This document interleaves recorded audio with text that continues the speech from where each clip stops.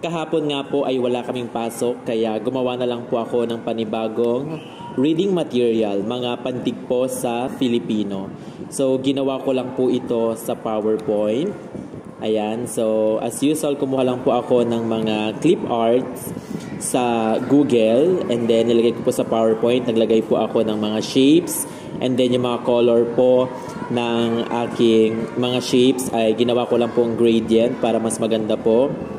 And then, ito po, ginugupit ko na po siya while nagpa-practice po yung mga players ko po ng table tennis. Ayan, so tuloy-tuloy po kasi yung training namin sa table tennis.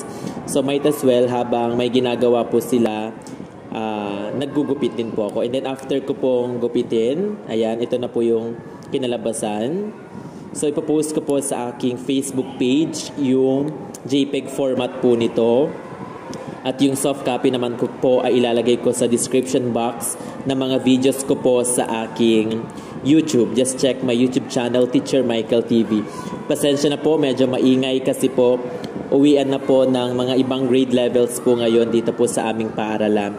Next na ginawa ko ay naglagay lang po ako ng double-sided adhesive tape. Ayan, double-sided tape para gawin ko pong back-to-back po yung aking reading material kasi po para makatipid na rin po sa laminating film. Kaya ginawa ko po siyang back-to-back.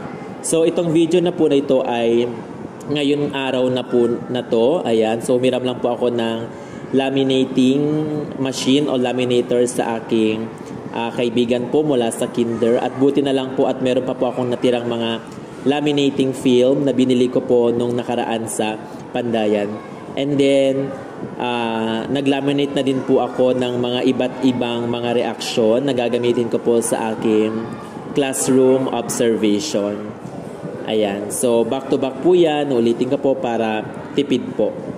And then, ito na nga po. After ko pong ilaminate, ay ginupit ko na po. Ayan, yung mga edges po. So, kung mapapansin nyo, back-to-back nga po yung aking ginawa. Ayan. So, ilalagay ko po ito sa aking reading area or doon po sa aking board para makita po ng aking mga pupils. Okay. So once again po, kung gusto niyo po ng soft copy nito, just visit my YouTube channel, Teacher Michael TV. Check the description box or yung aking Facebook page na Sir Michael.